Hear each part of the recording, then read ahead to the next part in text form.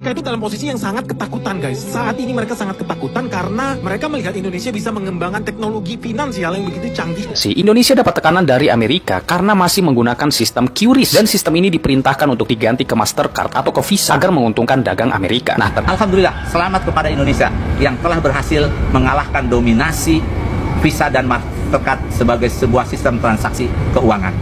Apa yang mengalahkan itu? Yaitu sistem QRIS. Amerika lagi ketar-ketir teman-teman tentang kode QRIS yang biasanya kita pas beli kita pakai barcode itu teman-teman, beli seblak, beli makanan kecil di setan kita pakai QRIS. Itu sangat-sangat membuat Amerika ketar-ketir. Amerika menginginkan semua pembayaran menggunakan Mastercard maupun Visa. Enak aja kalian ngatur-ngatur ke orang lain. QRIS itu asli dari Indonesia. Bahkan QRIS juga dipakai di ASEAN. Bahkan Cina, Jepang, Korea Selatan, mereka juga mau menggunakan QRIS dalam metode pembayaran. Amerika ingin mengendalikan semua perdagangan menggunakan satu cara, yaitu menggunakan alat atau aplikasi buatan mereka atau sesuatu hal dari Amerika sendiri, supaya mereka bisa mengendalikan. Kita tahu Mastercard, Visa itu dari Amerika. Mereka itu dalam posisi yang sangat ketakutan, guys. Saat ini mereka sangat ketakutan karena mereka melihat Indonesia bisa mengembangkan teknologi finansial yang begitu canggihnya, bahkan lebih canggih dibanding teknologi Mastercard Visa mereka. Metode pembayaran digital Indonesia segera bisa digunakan di 8 negara. Negara pertama di Singapura. Negara kedua, Korea Selatan. Negara ketiga ada Malaysia. Keempat ada Thailand. Negara keempat, Brunei Darussalam. Negara ketujuh, Vietnam. Negara ke-8, Jepang. Orang Cina ini nggak mau ribet gunakan QRIS.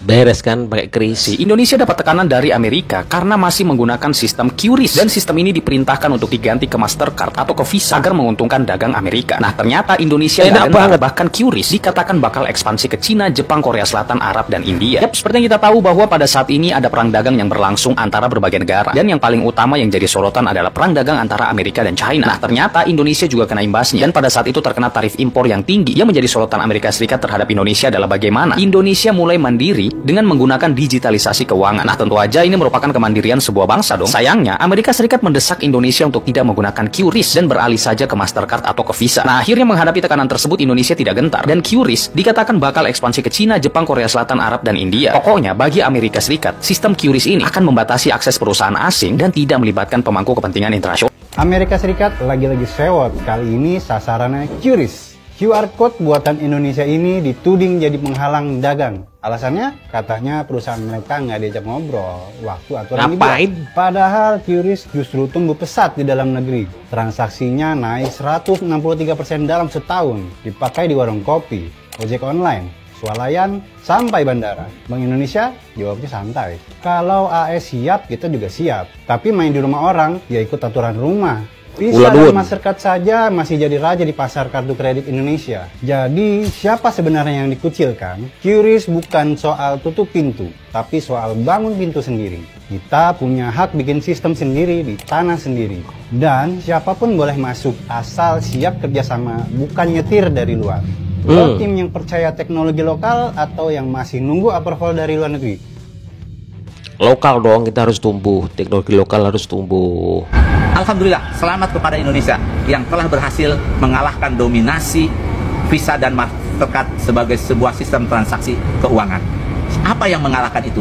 Yaitu sistem QRIS yang diluncurkan oleh Bank Indonesia pada tahun 2019. QRIS ini merupakan hasil karya anak bangsa Indonesia yang menyatukan semua sistem perbankan, semua sistem merchandise, dari mulai yang paling kecil sampai yang paling atas. Tentu ini adalah kebanggaan nasional karena kita tidak tergantung oleh keuangan global. Dulu sangat memprihatinkan, transaksi domestik tetapi dicatat dan dikendalikan oleh Amerika. Tentu QRIS ini menjadi hal yang sangat menakutkan bagi Visa dan Mastercard. Dengan QRIS ini, semua platform perbankan, termasuk semua electronic money, itu tergabung bisa melakukan transaksi dengan QRIS tersebut. Dan ini menggambarkan kedaulatan bangsa Indonesia di dalam melakukan transaksi keuangan. Bukan hanya kita menguasai data, tetapi juga fee akan masuk. Tentu perusahaan Amerika ini sangat terganggu dengan hal ini. Bahkan saya dengar, loh, Amerika tiba-tiba kenapa anti-kris? Untuk kalian yang rajin baca berita pasti udah tahu, kan? Lagi ada tarif dari Amerika ke Indonesia ya. Indonesia harus membayar banyak kalau mau impor atau ekspor barang-barang dari Amerika. Dan ada delegasi yang berangkat ke Amerika untuk ya ngomong dengan mereka, ngomong baik-baik gimana kita bisa turunkan tarif ini lagi. Amerika sebenarnya mau, tapi mereka tidak mau Indonesia masih pakai kris atau QRIS atau gimana namanya ya, QR code untuk membayar. Itu kenapa? Karena kris itu produk Indonesia yang mereka tidak bisa kontrol. Mereka mau di Indonesia pakai Visa atau Mastercard. Lah kenapa? Ya kalau ada pembayaran pakai Visa atau Mastercard, perusahaan Amerika otomatis mereka punya lebih banyak kekuasaan untuk boykot sistem pembayaran kalau ada sesuatu yang mereka tidak suka, dan juga of course mereka itu membayar pajak di Amerika. Jadinya itu double win untuk Amerika. Satunya mereka bisa boykot, kalau Indonesia ada sesuatu yang mereka tidak suka mereka cut aja semua sistem pembayaran, dan keduanya kan mereka dapat penghasilan dari pajak. Nah kalau kris mereka nggak dapat apa-apa, mereka tidak punya kekuasaan untuk boykot, untuk potong, untuk cut off pembayaran yang ada di Indonesia, dan itu juga nggak ada penghasilan uang keras ya, nggak ada penghasilan pajak yang masuk ke Amerika kalau Indonesia masih pakai kris. Walaupun aku sebagai warga negara Jerman, kris itu sesuatu yang sangat bagus. Di Jerman coba ada sesuatu kayak gitu. Di Jerman masih di tahun 2025 ini lumayan ribet kalau mau bayar sesuatu tidak pakai cash. Harus pakai kartu, ya kartu ada fees, kartu ada minimumnya. Kalau pembayaran elektronik jarang ada, transfer pun tidak ada. Kalau di sini ya gampang, mau dimanapun, mau aku di warung Madura beli rokok pun kan bisa pakai kris. Pakai kris bisa. Nah, jadinya itu Amerika sangat-sangat tidak suka Indonesia punya sistem pembayaran seperti kris. Bawa tahu aku rupa. Selama ini sering pakai benda ni, cuma tak tahu produk mana tiba-tiba mempermudah hidup kita ya. Orang Malaysia tapi ini nampaknya ada ujian untuk produk unggulan kita ni. Apalagi kalau bukan namanya QRIS. QRIS tahu benda apa pun lah yang biasa kita scan-scan.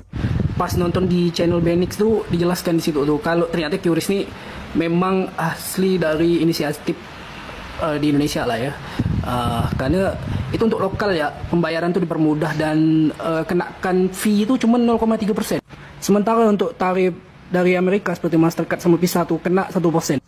Dan emang karena benda ni laku di tempat kita, jadi kita banyak pakai kris. Mereka ni teko nak ada yang pakai lagi. Jadi dia mau nekan kita ni. Malah biasa Trump ni. Tinggal kita main.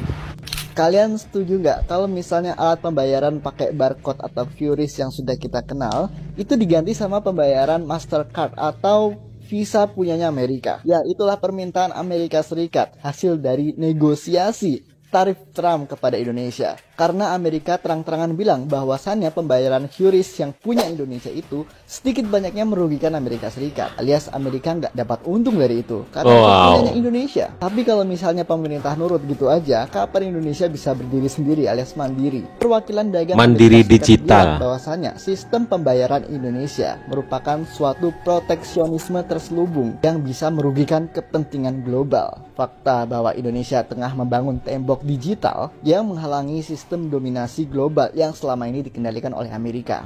Perlu diketahui juga, Amerika udah nerapin 47% untuk tarif dagang Indonesia. Saatnya pelan-pelan Indonesia berdiri di kaki sendiri. Setuju?